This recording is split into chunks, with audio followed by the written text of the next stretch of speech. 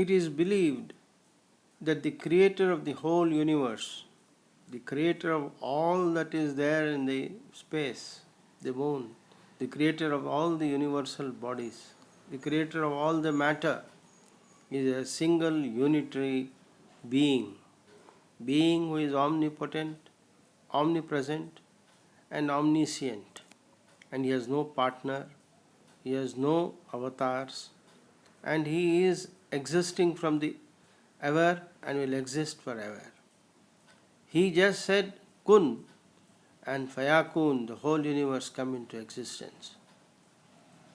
It could be akin to the theory of Big Bang, that the man has come into existence at the time when the Lord gave the command be, and the command has fulfilled itself in bringing into existence the entire cosmos and the ever expanding cosmos. The Lord, after having revealed himself in the form of beauty and love, desired to place his vicegerent, a representative on the earth, in his own image. So he created man, whose first name was Adam, with four elements of fire, water, dust and air. And he blew his soul into this Adam's clay, the feature which he had made. It is believed that his soul did not sustain itself inside the dark being of man. So he had to create light, and the Muslims refer this light as the light of the Muhammad. The Christians believe it to be the Jesus light, and the Hindus believe it to be the Brahma. This light, along with the soul of the man, of the Lord, dwelled into the heart of the man. And his first beings who have been created from the fire, that is the angels, were commanded to bow down before the man. But the archangel refused, and he was thrown out from the presence of the Lord, and he became devil or a Satan. The belief is that the Satan took permission from the Lord to waylay this being and the generations to be born from the rib of the man, from the back of the man, from the seeds of the man. They got created from the rib Eve, and they dwelled in the garden of bliss. But God had commanded them not to go near the tree of knowledge.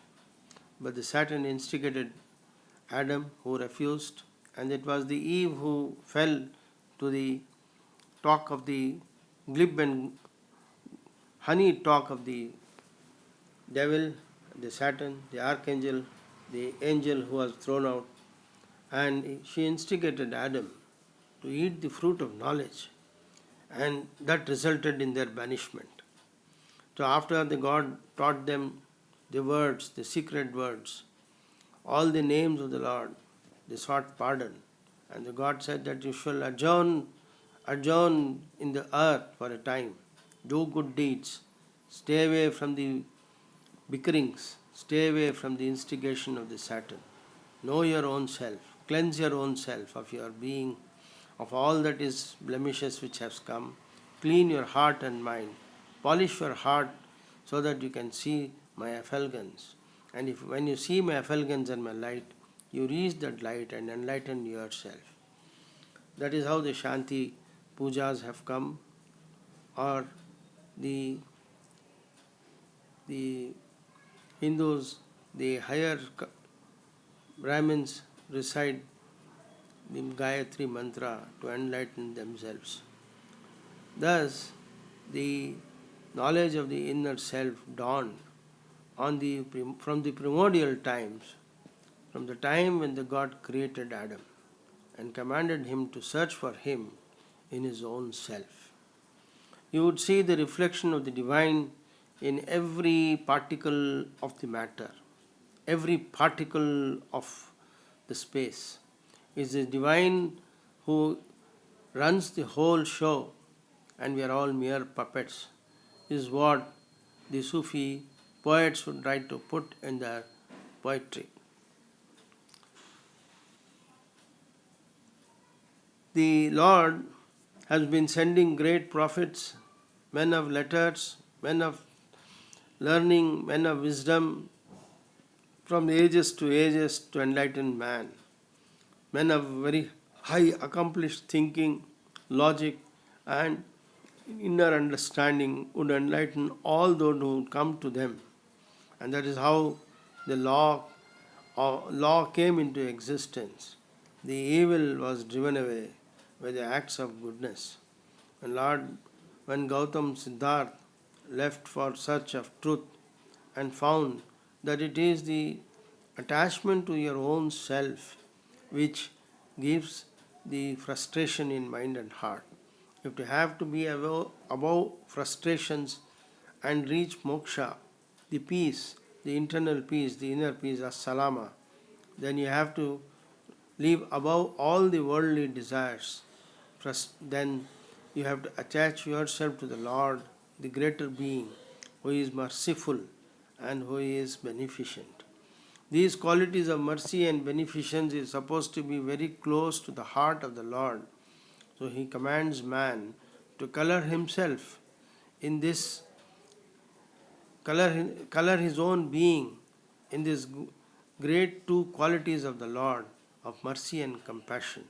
All religions of the world teach compassion and mercy. Now, in order to reach the pinnacle of success of beneficence and mercy, man has to free himself from all that is disturbing in his mind and heart and in his living.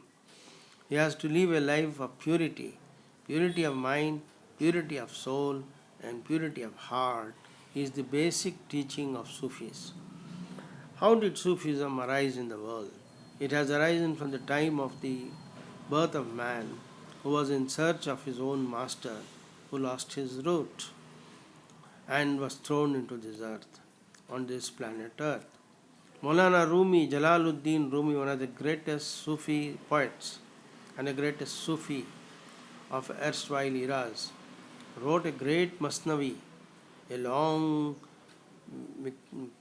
poem of more than 20,000 lines, in which he has written, composed about various, taken strength from the stories of the times, which we have referred to as the stories of Aesop fables, and from then has drawn the philosophy of the man having lost his roots and the need for the man to go back to the divine. And to go back, and the method by which he has laid down for reaching the divine is by love. And it is only through love, forgiveness, patience, thankfulness, gratitude, and all such heavenly qualities that the man can reach divine. And his every particle in his being would speak about divine and divine alone. His life becomes pure, his living becomes pure, his work becomes pure, his actions become pure, and he has to live a life of purity. And for that, he has to be put into the cradle of love, which he finds in abundance when he is born. His mother gives the love. The child's mother gives the love, nurtures the child with love and affection, and brings him up, trains him up, and makes him a fit member of the society. So thus, the Sufis believe that if at all you have to reach the heaven, you have to reach by serving your mother, being on the heaven lies on the feet of the mother, so said the Prophet. These heavenly qualities are dwelt in depth by an adept, a master, a Sufi master, who has received this training from his master, and the chain goes up to the Prophet and to the primordial times. The Prophet is the last of all the prophets of the world. He calls himself as the least, the most humble, the most simple, the most sublime. So, even if thousands of persons claim themselves to be prophets of his times, but the Prophet says, I will be the last. I do not want to claim the greatness of the destiny. I will come again in the form of great men. And this is because that the one who reaches the sublime, reaches the master, reaches the prophethood's greatness, he acquires the light of the knowledge, and he in his heart dwells knowledge, in his heart dwells the kingdom of the heaven. To reach the kingdom of the heaven, one has to practice a set principles in life. It is the honesty, truthfulness, integrity, and these qualities have to be inculcated in the mind and heart, and every action of a person has to be analyzed. It is the master who keeps looking at the person's eyes, his disciples' eyes, and his mind and heart, would be able to tell him as to what is troubling him, whether it is the ego, it is the pride, it is the baser elements of lust, all or such other baser qualities which disturbs the pupil. The master is a trained adept who has conquered his inner self, the self which has been troubled with lust, with ego, with pride, and with greed and jealousy, with anger. All these things are polished, and the master becomes a real master of his own self. So this is, either you call it as a yoga, or you call it as a or as a tasawwuf, but the path is the same. You may take different paths, but the path which is the straight, which leads to the Lord in the most simple, sublime manner, is the path of mysticism, is the path of yoga, is the path of Sufis. Sufis lived a life above themselves. They lived for others. They were the most recluse and people who kept away from the powers that be. They were always near the Prophet's house. There was a stone on which they were all sitting day in and day out, learning and memorizing all the sayings of the Prophets. They lived a life of a total subjugation, life of surrender, a surrender to the Lord, surrender to the Prophet's commands. And after the passing of the Prophet, when the rule went into the hands of the rulers, went into the hands of the tyrants, these persons who were surrounding the Prophet, their companions, and they were the Ashab Safa, the one who were very closest to his heart and who were sitting in his house, they all spread all over the world and took the message of the Lord and to live a life of purity. These persons who were the companions of the Lord, who were the Prophet, who took up to the life of recluse, right, of search of the inner soul to reach the divine, came to be known as the Sufis because they wore a wool. The wool was Suf. They always sat in the first line of the prayers, and they were in the first to acknowledge the greatness of the greatest soul of the cosmos. They refused to believe that the God could transcend into the human self, and that self could become his avatar. They only believe that a man has been created for worship, and he has to subjugate himself and find the path to reach the divine, not claim himself to be divine himself or a god himself or a mini god in himself. That philosophy of avatars or avatars taking birth or the guru becoming god is not accepted in the subject of Sufism or in the religion of Islam or any other monotheistic religions. What are the teachings of a Sufi master? How does one search for a Sufi master? Maulana Jalaluddin Rumi warns that many devils and satans are in the garb of Sufi masters.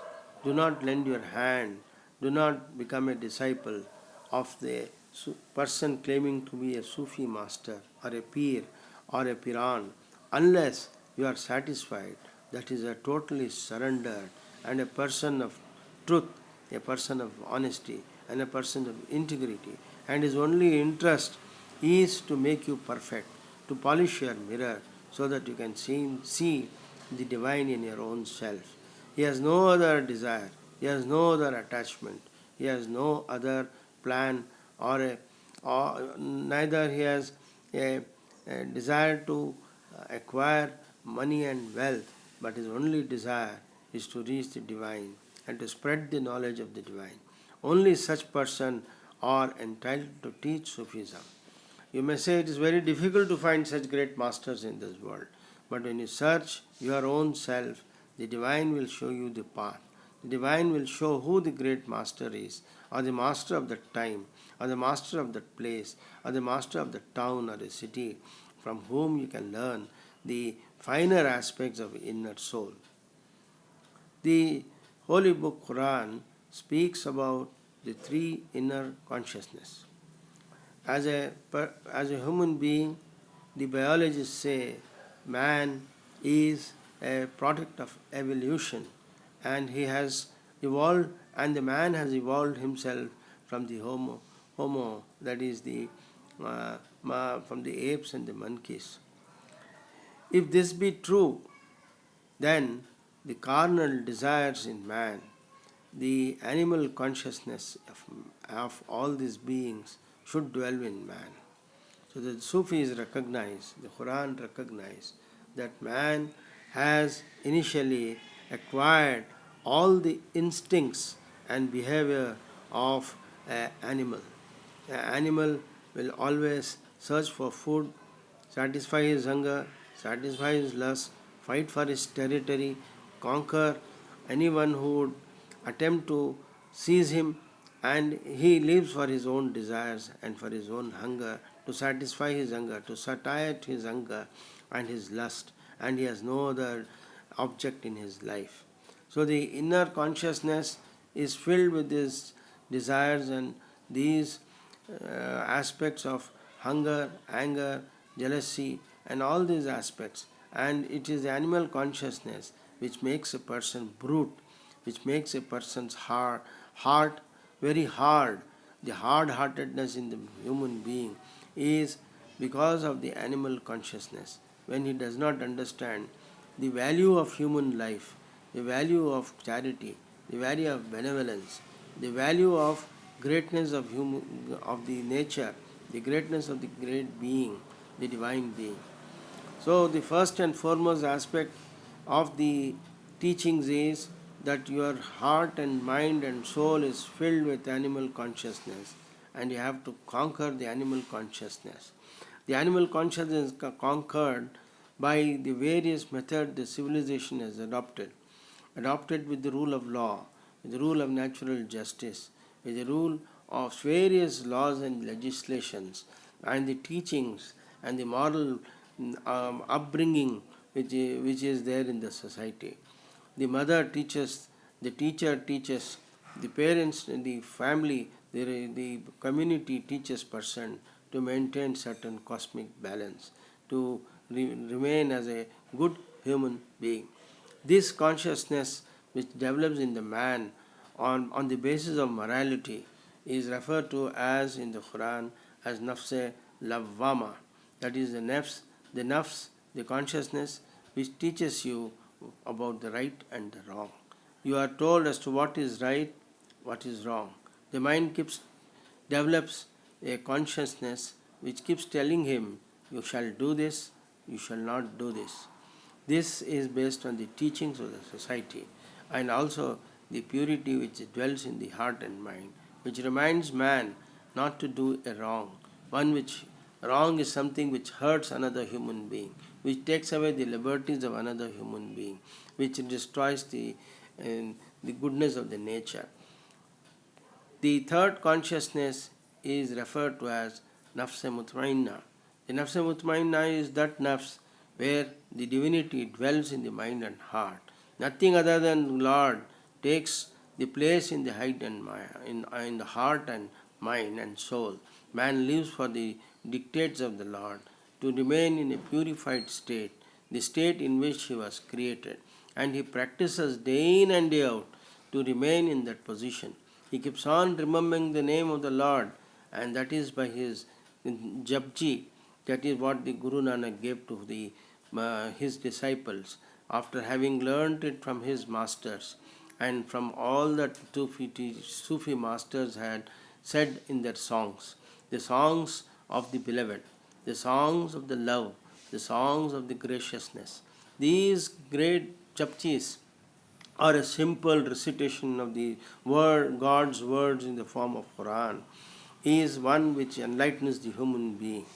The prayers which they make from morning till evening, the cleanliness they carry out on their body and mind and soul. The cleanliness of the body is by taking regular bath by water. The cleanliness of the tongue is by shunning evil talk. By cleanliness of the mind is to remove all that disturbs the mind, to maintain the mind's equanimity, to maintain the benevolence of the mind and heart. So this the nafs lavama achieves. Once the divine soul or the divine consciousness is achieved, its retention is equally important. As the Lord has said that the devil is your open enemy, but the devil has promised Lord that he would not go near those persons who are most humble, most simple, most sublime, and who are divine in their nature. So, if you want to maintain the divinity in mind, you have to practice. The practice makes the man perfect. This perfection is achieved through daily attempt to retain the light in the heart and mind. This is by the process which is carried out from morning till evening. A question arises that if the man is in this state always, how should he make his worldly living? This is the art of maintaining the worldly life, and what is also been given by the Lord, that is the divine soul in the mind and heart. The art is taught to you as the art of living. In this art of living, you live like a human being, like all that is required to be done as a human being. You are a good teacher, you are an excellent doctor, you are a very hard working and a brilliant engineer. You are all that is required of all that is of a learned people, which you carry out. If you are a humble person, a mere sweeper, or a mechanic, or a simple person who is selling groundnuts on the streets, a hawker, you are taught by the Sufi master to be true to your own self, to be true to your mind and heart, and carry on the dictates of the God which has been assigned to you. You are a only humble servant, and as a humble servant, you are carrying all the duties assigned to you in the most perfect manner, without disturbing your mind, without disturbing your heart. So, with the meager earning which you have, you try to live an upright life, which is an art by itself. That is when you don't desire to have more than your needs. The basic human needs are fulfilled, and from that fulfillment, you only are in the thinking of Lord. You are always in the pleasure of the Lord. You are always singing the love of the Lord. That is your main focus. The main focus is to see the inner light, to enlighten yourself, to enlighten your being, and the knowledge of the divine keeps coming to your mind and heart. And such people are the people who are blessed. They are able to bless all those who come to them. He may be a humble soul in the worldly eyes. He may be a person who does not have achieved the greatness of the worldly achievements, but that is not by itself the truth. The truth is to live a very honest, simple, humble, sublime life.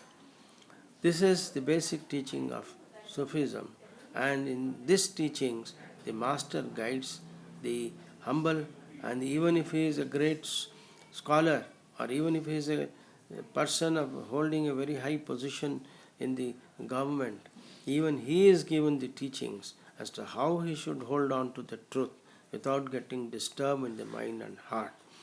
The mind and heart should be guided by truth and truth alone. And you would find from the autobiography of the Mohandas Karamchand Gandhi, who became Mahatma Gandhi for the nation, that he has laid himself the rules for following the truth and how he practiced the truth with all sincerity, sublimity, and sacrifice. You have to sacrifice yourself, sacrifice the best which you have in your acquisition to the Lord's uh, feet. You have to surrender these which you have achieved to the Lord, and only through surrender and through love and affection that you can win the heart of Lord and win the heart of all that Lord has created. All that is created by the Lord is subservient to you as you are His representative. As a representative, you become perfect, and a perfect being is the master of his own self. This is the basis of the Sufism which I have tried to give in